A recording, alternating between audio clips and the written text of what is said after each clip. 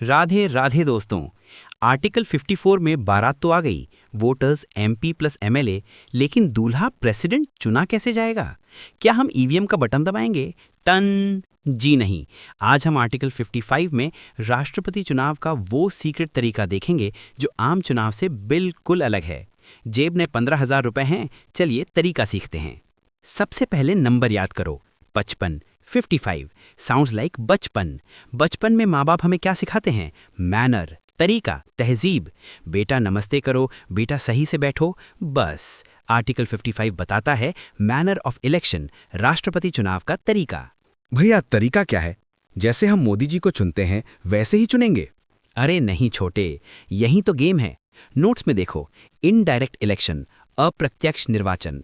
इसे शादी के लॉजिक से समझो। डायरेक्ट इलेक्शन पीएम, यह है लव मैरिज, जनता खुद यानी लड़की अपना दूल्हा पीएम चुनती है।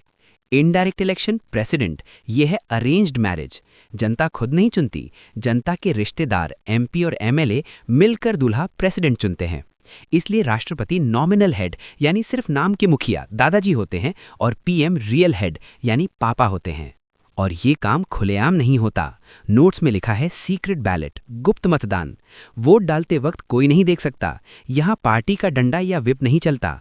अगर कोई बीजेपी वाला चुपके से कांग्रेस के कैंडिडेट को वोट डाल दे तो किसी को भनक भी नहीं लगेगी। रूल, प्यार और राष्ट्रपति का वोट छिपा कर रखना चाहिए। लेकिन भैया वो भारी वाला शब्द क्या था?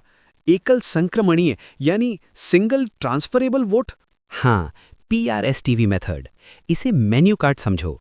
आम चुनाव में तुम एक बटन दबाते हो, लेकिन राष्ट्रपति चुनाव में तुम्हें एक बैलेट पेपर यानी पर्ची मिलती है। उसमें तुम्हें अपनी पसंद बतानी होती है। फर्स्ट चॉइस शाही पनीर, कैंडिडेट ए। सेकंड चॉइस टिंडे की सब्जी, कैंडिडेट बी। तुम्हें सबको नंबर देना होगा 1 2 3 4।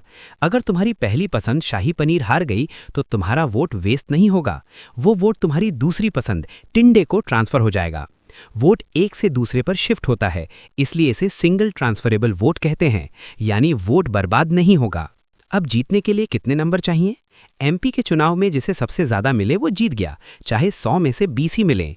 लेकिन राष्ट्रपति पूरे देश का दादाजी है, उसे चाहिए कोटा। फॉर्मूला, टोटल वोट्स का 50% + 1 यानी आधे से एक ज्यादा।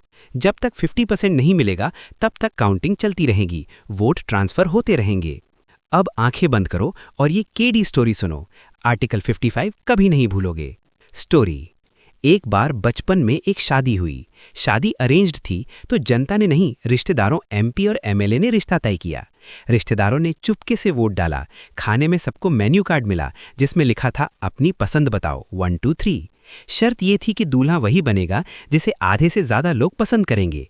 अगर किसी की पसंद हारी तो उसका वोट पड़ोसी को पास कर दिया गया। यही है आर्टिकल 55 का निचोड़।